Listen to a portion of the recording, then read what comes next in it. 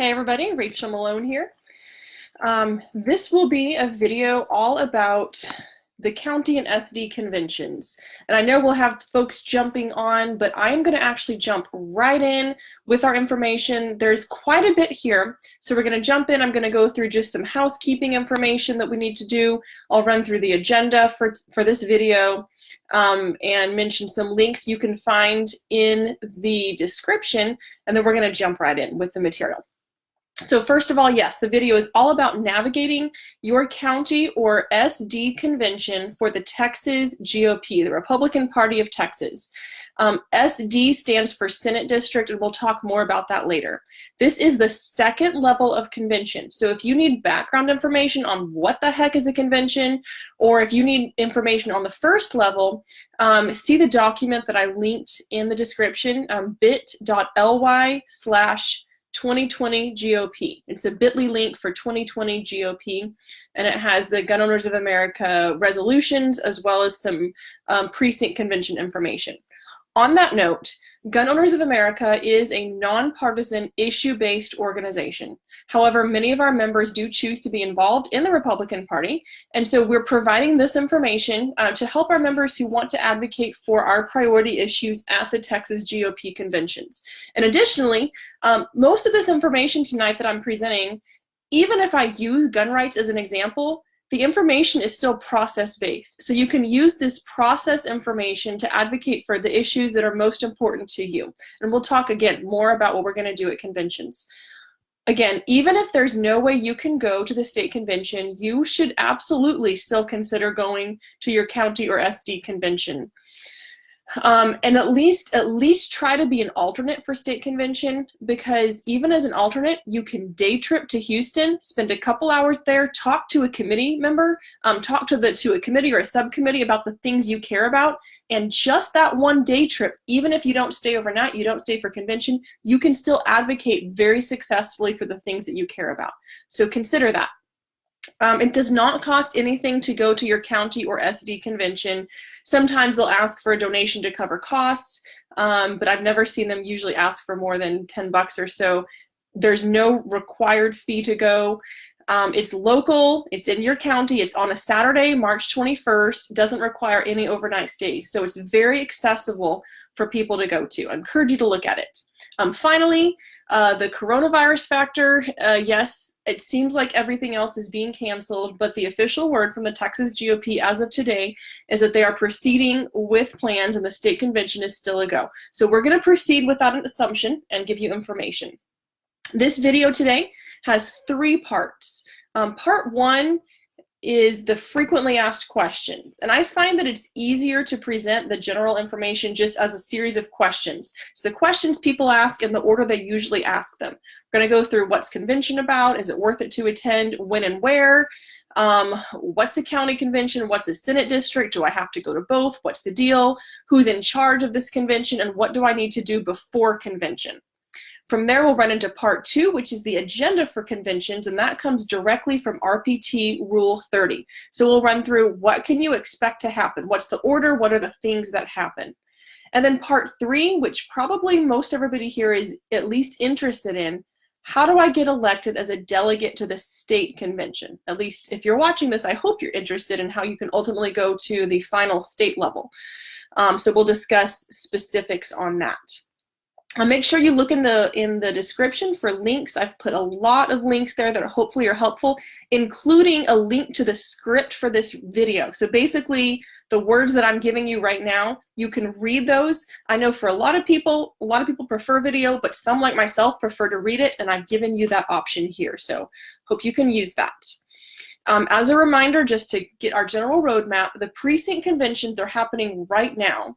I'm recording this video March 11th on Wednesday, so precinct conventions can be anytime from March 3rd until March 21st, and your county party sets the exact time. The county SD conventions are going to be March 21st in your county. That is set by the RPT rules. And the state convention is May 11th through 16th in Houston, and that's set by the SRAC, which is the board of directors of the Texas GOP. But as I mentioned, you can be very effective at the state convention even if you only day trip it there and you only go for a couple of hours. So you don't have to spend all week to be very effective.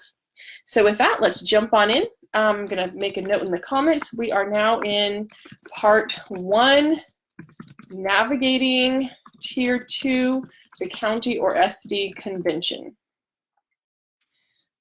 So get that posted. I'm just trying to make some notes for people who are watching later so they can flip to a certain part. So let's say you've been elected as a delegate or an alternate to your county or SD convention, and you've got some questions. Here are some answers, hopefully, that give you the information that you need. So first question, what is this convention stuff all about? So let's review some definitions. A political party is a group of like-minded voters organized for the purpose of implementing their shared beliefs as public policy. And that happens at a convention. The convention is the place for party members to define their shared beliefs and decide how to implement them into public policy. The Republican Party of Texas has a tiered system of conventions. It's a lot like football playoffs. So our convention process is a tiered set of meetings that each primarily have the responsibility of electing delegates to the next level until delegations from the whole state come together in a group small enough to get work done, but large enough to represent everyone. So the first level is your precinct convention, where you meet with your Republican neighbors, and anybody who voted in the Republican primary or who signs an oath of affiliation is eligible to be a delegate to your precinct convention. And the people who are there at all the precinct conventions within a county, they're going to elect people to be delegates to the county or SD convention. So that's the next level. That's where you meet with your town. So it's going to be within your county or SD convention. And then those people at that convention elect people to the state convention, which is the highest level. And this year, everyone from across the state will meet in Houston. And I already ran through the dates for those, and you can also see that in the description. So question 2, I was elected as a delegate, but is it really worth it to attend? So here's my answer. If you care about any policy items that are considered conservative, or if you care about the Republican Party of Texas, it's probably worth it to attend. So think about why you went to your precinct convention, if you did, or why are you interested in politics, or why are you even watching this video? It's probably because at some point you had great ideas and you wanted to put those ideas into action. You said, hey, the Republican Party should do this, or I want this policy to be enacted. So the key at conventions is to get those ideas through all 3 tiers, through precinct, through county or SD, and through state convention. At the level we're talking about right now, the county SD convention, you'll send people, maybe yourself, to the final tier, to the state convention, to set the party's agenda and leadership for the next 2 years. So you're electing the people who are going to lead the party, both the state chair, the vice chair, and all 62 of the board members. Because every Senate district has 2 people to represent you in your Senate district. And you get, as a delegate to state convention, you get to elect those people. You get to set the rules by which they operate, the party platform, which is a statement of beliefs, and the priorities, which is 5 to 10 legislative items that the party will be advocating for. They're tasked with advocating for. The Texas GOP conventions are bottom up. They are truly led by the grassroots. And this means that the convention process can be a very effective place to advocate for the ideas and leadership that you think will be best for the party. Now, some people say, oh, I don't want to go because I don't like a lot of things about the Republican Party. I think they can do better. I think they should do this and this and this and all these other things. Well, you know what? That might be a great reason to go. Because if you find yourself often talking about what you think the party should do better and what you don't like about it, this is your chance to show up and you elect the leadership and you tell them what you want them to do in the rules and priorities and platform. Now, for me personally, I really didn't care about politics. I didn't care who was, I cared to some extent who was representing me, but I didn't really care about the Republican Party, but I cared about gun rights. And from there, I started caring what the Republican Party did about gun rights. And I was ticked off they weren't doing more, that they weren't actively supporting constitutional carry, and they weren't holding elected officials accountable for the things that we worked hard to put in the platform. And so I got involved extensively in the convention process back in 2012 just to help start the idea of priorities and to get the party to start being active in the legislative session. And I've seen a lot of progress. There's still more I want to be done, and that's why I'm still active. So the next question, when and where is my county or senatorial district convention? That's easy. It's March 21st at a time and place set by your county party, and that is specified in Rule 27A. Your county executive committee will set the time and location, and that's just the fancy name for all the group of precinct chairs within your county. And those are the people who are elected precinct chairs. It has nothing to do with who might have led your precinct convention. That's two separate things, two separate offices. So bottom line, check with your county party for the specific time and place, but your county SD convention will be on March 21st, on that Saturday. And I have a link in the description to all the websites or the contact info for Texas GOP county chairs, and you can look it up there. All right, next question. What's a county convention? What's a senatorial district convention? And do I have to go to both? The answer is you'll go to either one or the other, and it depends on your district lines. It will be the second tier of your convention process, and all the details are in Rule 28. So the short basic answer is you're going to meet with people who are in your same county and in your same state Senate district. SD stands for Senate District. So here's a longer explanation. There are 31 state Senate districts in Texas and a whole lot more counties. There are 254 counties. Now in almost all of the counties, in actually 237 of the counties, the whole county is all in the same state Senate district. So they all meet together. It's called a county convention. The whole county's in the same Senate district. Now, in the remaining 17 counties, the whole county is not in the same Senate district, so they meet in separate groups of people divided by the Senate district of residence. Thus, it's called a Senatorial District Convention or an SD convention. So, if everyone in your county is in the same state Senate district, you will meet all together in one single county convention. For example, McLennan County, that's where Waco is, Central Texas, McLennan County is all in the same Senate district, SD 22. So there's only one county convention in McLennan County. But if your county is split, you'll meet with everyone in your county who is also in your same Senate district, and that would be an SD convention. For example, Travis County is split into 4 different Senate districts. So Travis County has 4 different SD conventions. Now, sometimes they meet in the same building at the same time, but they're still separate conventions. They're separate groups of people having their own, going through their same order. So whichever one you have, it's going to be your second tier of the convention process after the precinct conventions and leading up to before the state convention. If that was confusing, watch it through another time, read the notes, and hopefully it'll make a little more sense. All right, next question. Who is in charge of my county or SD convention? Well, I've got several answers here. So first of all, the temporary chairman and then the permanent chairman, but also the rule books, but most of all, the delegates. And if you're a delegate, you are one of the people who is most of all in charge of the convention. Now, first, you need to understand that each convention tier is basically the same, except that each successive tier is larger and more formal, and at the last tier, the business you do is final. Put a pin in that for a second. I'm going to add one more note. If this is a little overwhelming, don't pay attention right now. But for those of you who are saying, no, it's not the final tier, the state convention is, in some years, the final convention. There is no more after that. In other years, such as this year, some people will be elected delegates onto the national convention to do national business.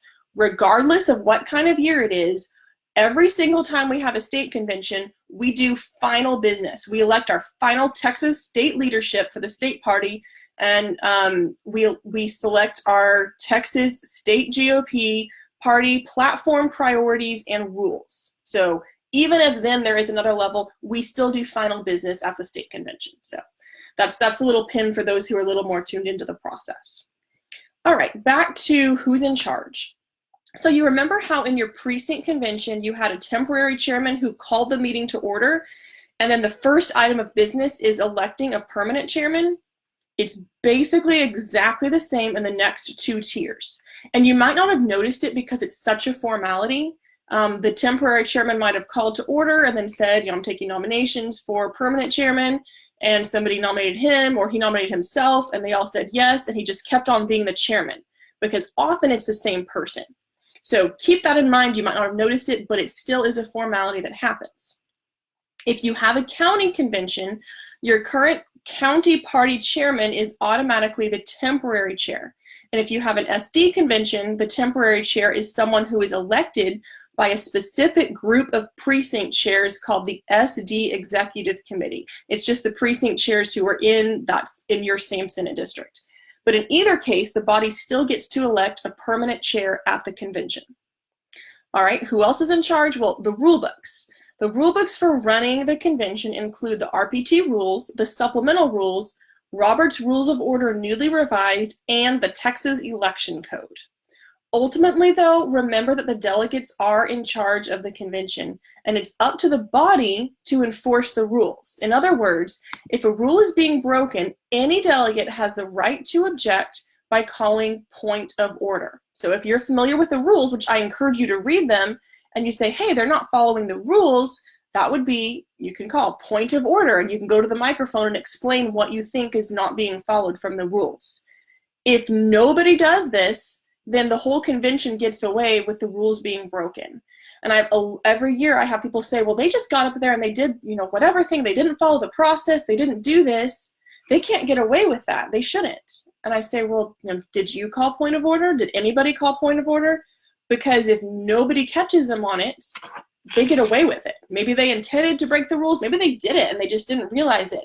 But ultimately, the body, which is you, the delegates, you're responsible to hold the leadership accountable for following those rules.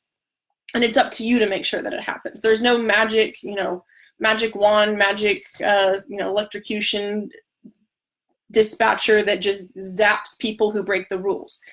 We really depend on the delegates to make sure the rules are being followed. All right, I'll just make a note here. If you have any questions as I'm going through this, please feel free to ask them in the comments. I may get to them at the end, but I'd love to have them there when I get to the end so I can answer them for you. So moving on, we're still in the Q&A section, part 1. So question, what do I need to do before my convention? And the answer is attend committee meetings. So while each level of the convention process has similar goals and similar format, as the conventions involve more people, there's more work to do. So your precinct convention might have had 1 or 2 people. If it was really big, it might have had 5 or 10. But it's mostly just people sitting around a table having a friendly neighborhood conversation. The SD or county conventions have a lot more. I mean, a small one might have 20 people, a large one might have 300, 400 people. So the SD county conventions address this issue by having temporary committees meet before the convention just to handle the increased workload. Now, these committees do not make binding decisions. They only make recommendations. However, the bulk of the work still happens in these committees. And it's really, really important to attend these committee meetings, especially if you submitted resolutions. And they're going to meet after precinct convention, but before the start of the county SD convention. And I can definitely confirm in a lot of counties, these meetings have already started. So it's important to contact your county party and ask them when and where are these committees meeting and show up to them. A lot of times I'll have submitted resolutions at my precinct convention and other people will have as well. And I'll show up at the county SD, the committee meetings beforehand, and I'll be listening to people discuss, and they'll say things like, well, 5 precincts submitted this, but I don't know what they're talking about. I don't know why we need this. I think we already have it covered. Let's just skip it and let's not include it. Take a vote. Everybody says, yeah, let's just not include it. And then later, somebody will say, wait, what? A delegate will realize that the committee had just nixed their whole entire resolution because they didn't understand why this person wanted it. So when I have resolutions, I make sure I'm there at the committee meetings, and I stand up and I say, I'd like to speak to the committee. And I say, hey, you might have noticed this resolution. Here's why it's important to me. Here's why I think we definitely need to include this in our report. And a lot of times I'll notice the committee change their mind simply because they heard the explanation. They saw not just a name, but a face of a person who is explaining personally why this is important to them. So please, if you have issues you're concerned about, show up to those temporary committee meetings, and you need to ask your county party when and where those are being held. Sometimes they're held in people's houses, sometimes at a church, sometimes various locations. So make sure you're asking those questions. You look at RPT Rule 29 for the, 5 different committees and the purpose of each. There's resolutions. They look at all the resolutions submitted in precinct conventions and decide, hey, which ones are we going to recommend that our convention actually pass, and which are we going to say, no, we don't want them to be passed. The Committee on Rules is going to recommend the supplemental rules for that convention. That's the rules that decide the processes during your individual convention. For example, how long may people speak in debate, or how are delegates going to be elected to the state convention? And those supplemental rules play a huge role in your convention. So if you can, sit on that committee and listen and speak up if you'd like. Next, the Committee on Nominations is going to make recommendations on who will be a delegate to state convention. And some counties have a form for you to fill out with your background information, and they may want to talk to you and do a short interview just to ask you your experience and why you want to go.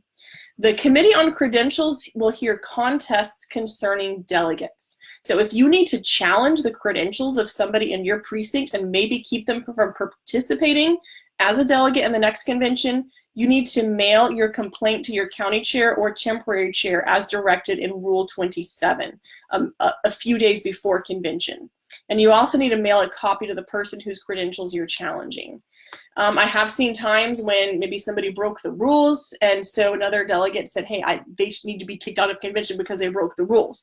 Or sometimes where names got added to a list, but they weren't really voted on properly, and so somebody from that convention can say, hey, those people are not supposed to be on this list, we didn't elect them, and they can challenge those credentials.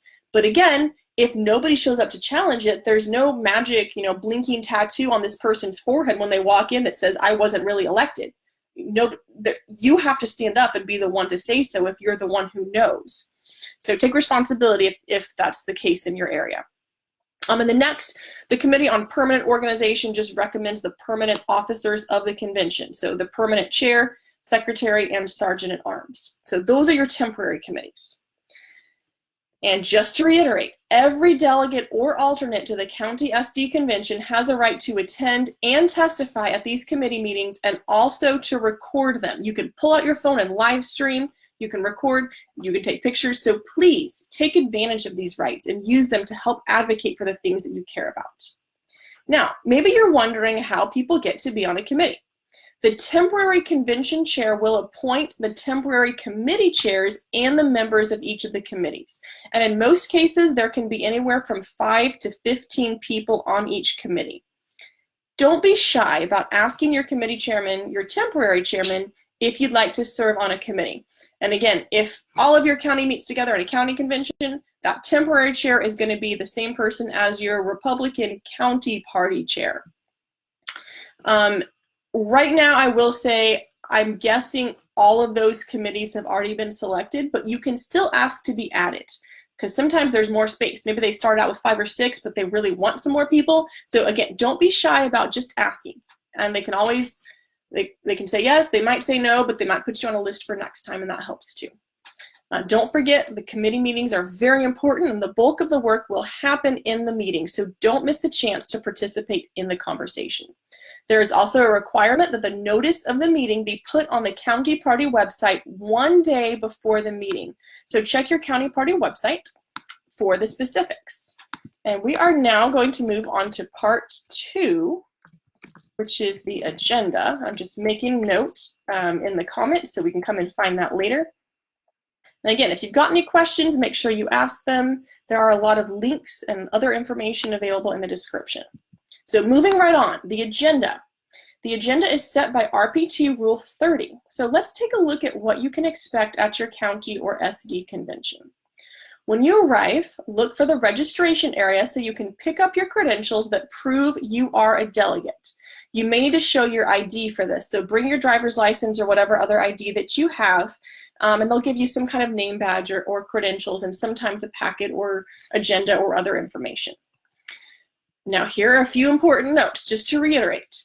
In order to participate, you must be a delegate duly elected by your precinct convention or an alternate duly elected by your precinct convention and taking the place of a delegate who is absent.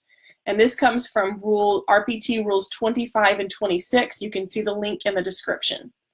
Each delegate will represent about 25 Republican voters, and that comes from Rule 23A. All of the delegates have the right to address the body, the right to make motions, and the right to speak during the debate.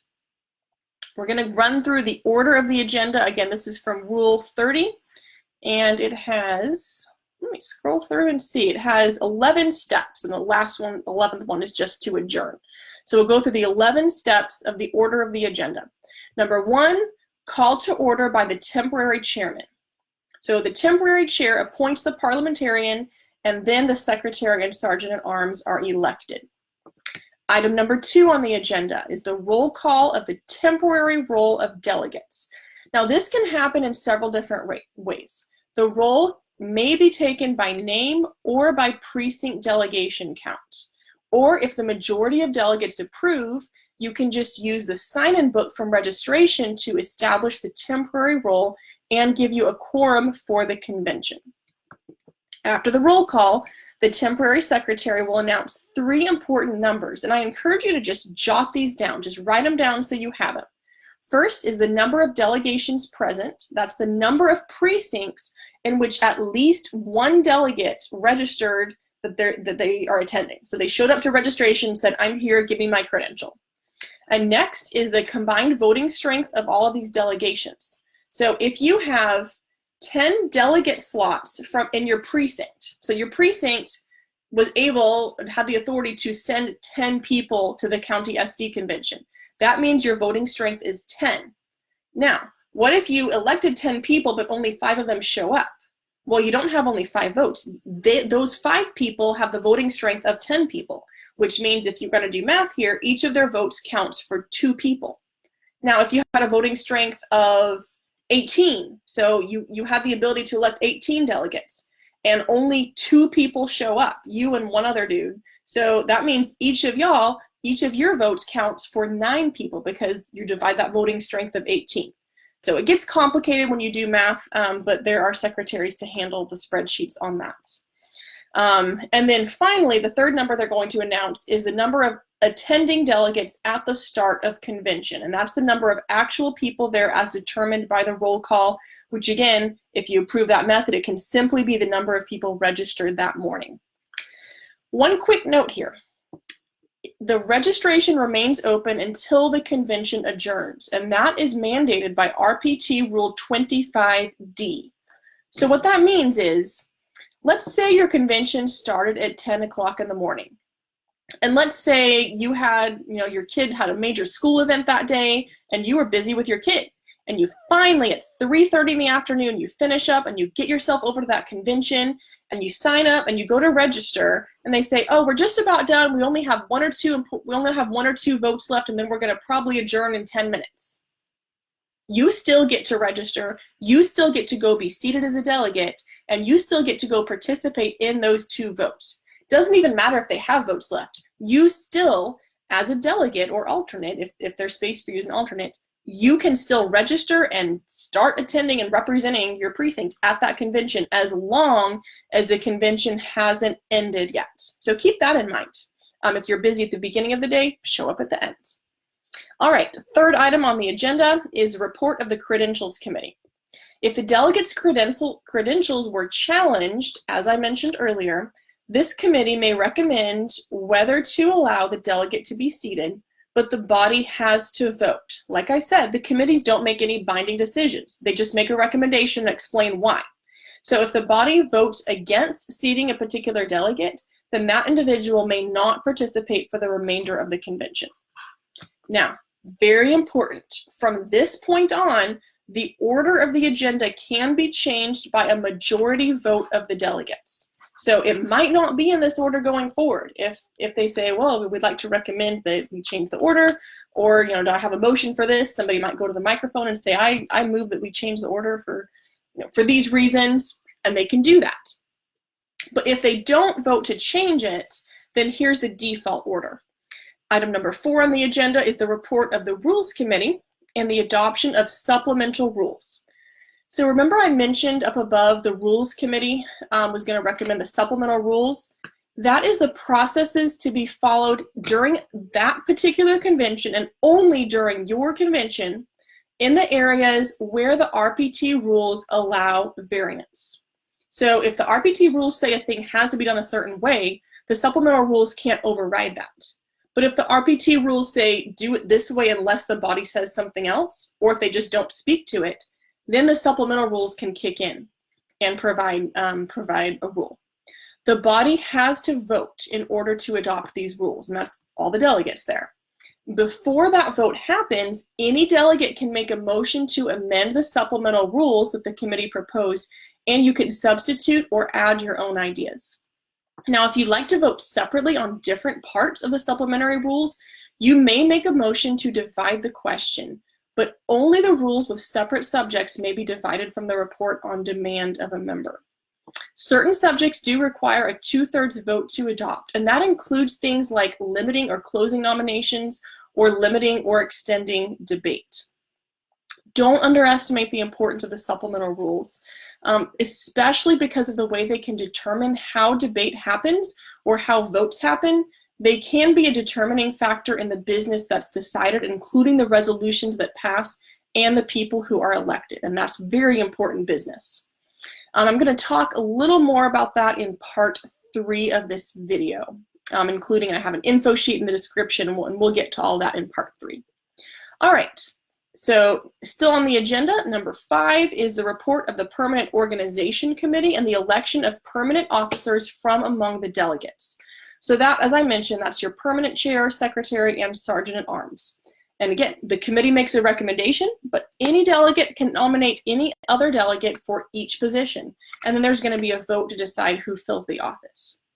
Number 6 on the agenda is the appointment of the permanent nominations and the permanent resolutions committees.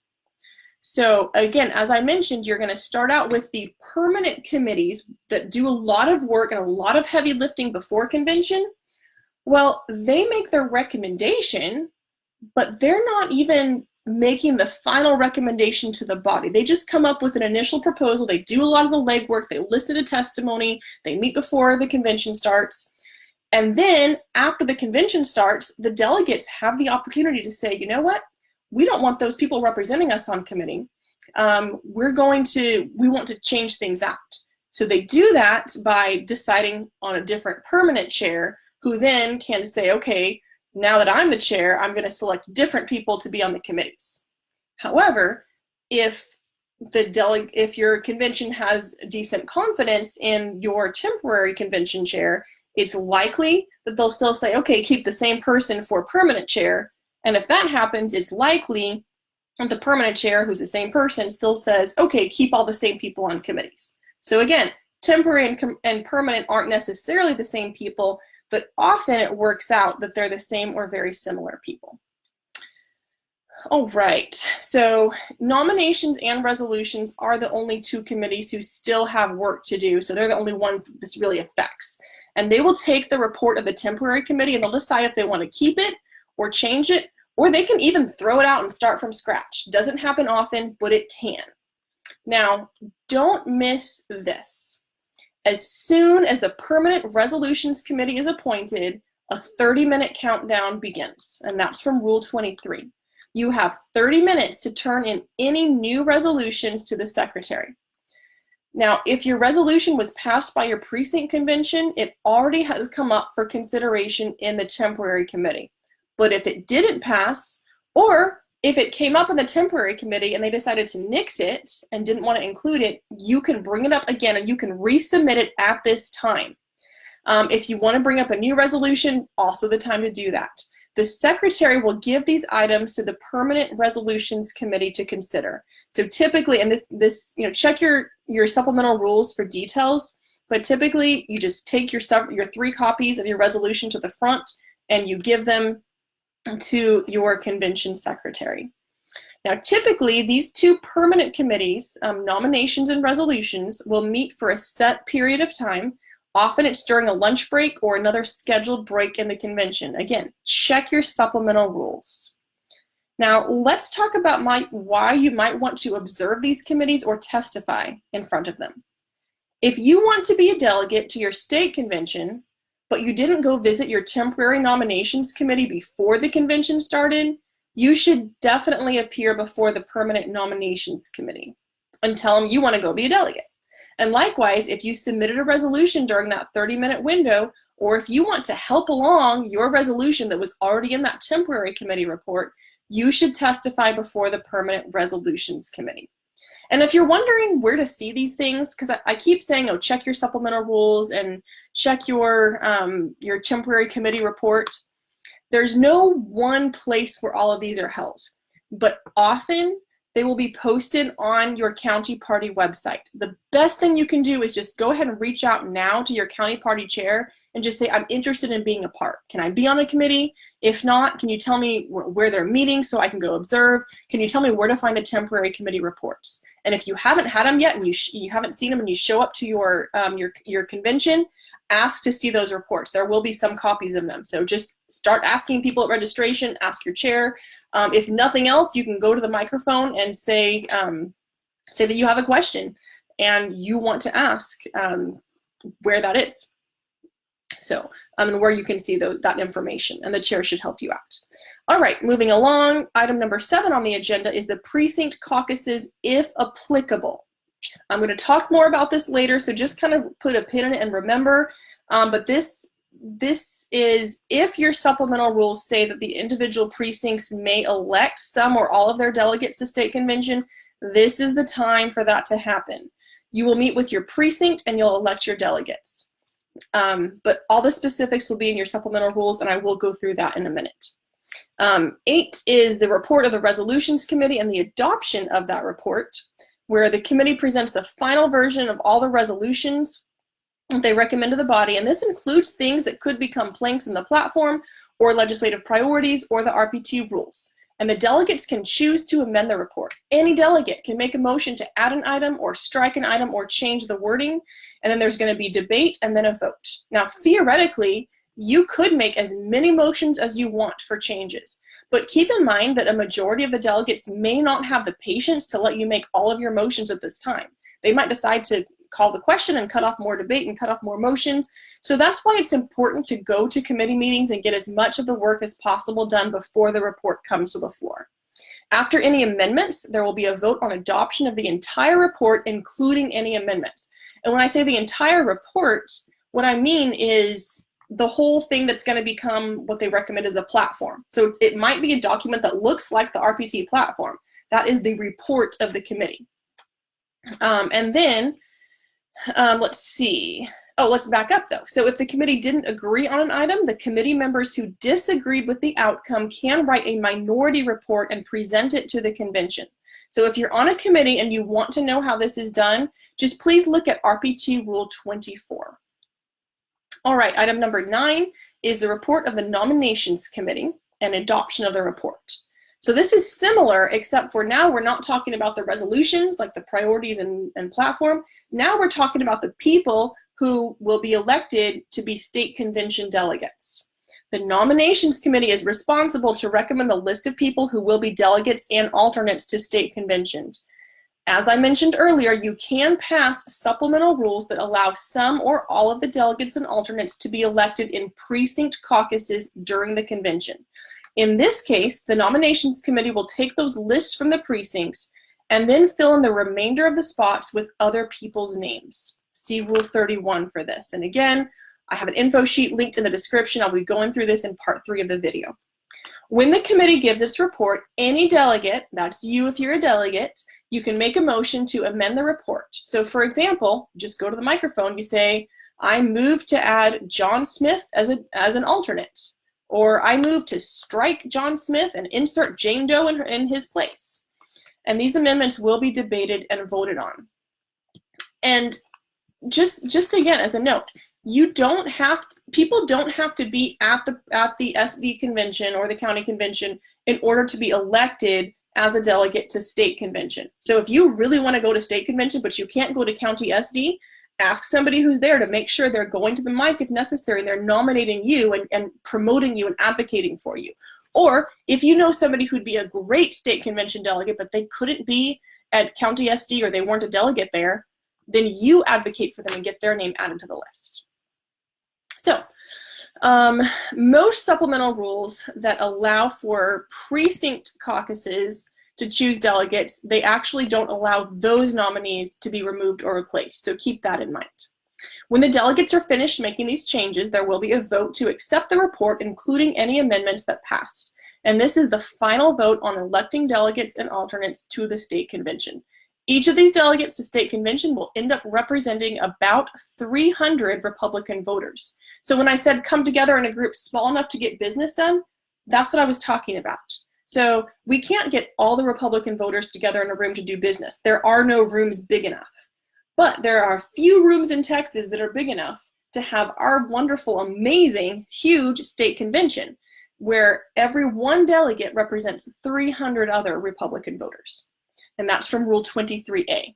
All right, at this point, you've already voted on your resolutions to move forward. You've already voted on your delegates to move forward to the next convention. So item 10 is other business, and that's just your standard Robert's Rules thing where the chair is going to ask if there's any other business. And then the final item is you adjourn. And at this point, when the committee adjourns, it's done. It's final. You can't add more names. You can't take away names. You can't change the language on your resolutions and say, oh, there's a typo. We were supposed to include all these other things and we didn't vote on that. No, what was voted on is done. So keep that in mind. It's final when the convention adjourns. Now, if you would like to read through the actual words that could be used during your convention, make sure you see the sample script on the Texas GOP website, and I do have that linked in the description.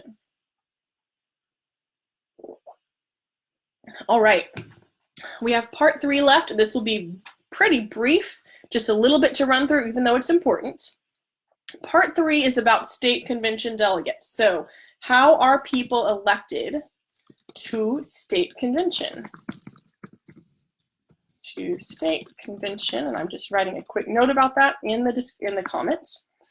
All right, delegates and alternates to state convention are elected by their county or SD convention, and this can be done in 2 primary ways as provided for in RPT Rule 31. Again, see the rules linked in the description. Now, you do not have to be a delegate to the precinct or SD convention in order to be a delegate to the state convention. You don't have to be a delegate to the precinct convention. You just have to get that county SD convention to nominate you and elect you to be a delegate to state. Of course, it helps if you're there to advocate for yourself, but the rules do not require you to be there.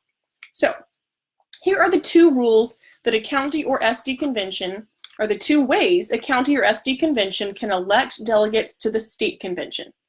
Number 1, by default. So this is what happens if they don't decide something different. The nominations committee recommends a list to the body during the convention. Any member can move to amend by adding, striking, or substituting. Then they take a final vote for the body to approve it. And this is the default because it allows the full convention to determine the full list of delegates, and it doesn't consider how many might be from a certain precinct. In other words, it's not evenly distributed throughout the precincts. It just says we have this many people, we have this many slots, and we're going to fill them all with people from somewhere within our whole district. And everybody votes on it. Now, RP2 Rule 31 allows the convention to adopt supplemental rules that allow for precinct caucuses to put forward nominations directly. So if you do it this way, some or all of the delegates can be elected by precinct. And in this case, there would be a time during convention for the delegates in each precinct to meet together as a precinct and decide who should represent their precinct at state convention. These delegates and alternates chosen by the precinct usually cannot be stricken, replaced, or downgraded by the body. But if there are still additional seats open, then the body can upgrade them from alternates to delegates, or they can add other names to the list until it is full. So let's talk just briefly about why would you want to do this and why wouldn't you, what are the pros and cons? So yes, it's a little bit simpler to just have a nominations committee recommend a whole list, and you can maybe make some tweaks and adjustments and you just take that whole list. A potential problem with that is if you have, especially if there's disagreement and you say, hey, the nominations committee just picked all their friends and all their favorite people, and it's everybody comes from 2 or 3 of the precincts and it's all those people, but we don't really feel like we're well represented throughout our district. We want people from all the districts, from all the precincts to be able to go to state convention. So that's why you might want to have supplemental rules that say, okay, the precincts can elect some people. However, if you say, you know what, we're going to have everybody, we'll just divide up, let me see if I can do math here on the fly. That's always hard. Let's say if we can send 50 people to state convention, and we have, let's just say you had 10 equal sized precincts, 100% equal sized, and then each precinct got to send 5.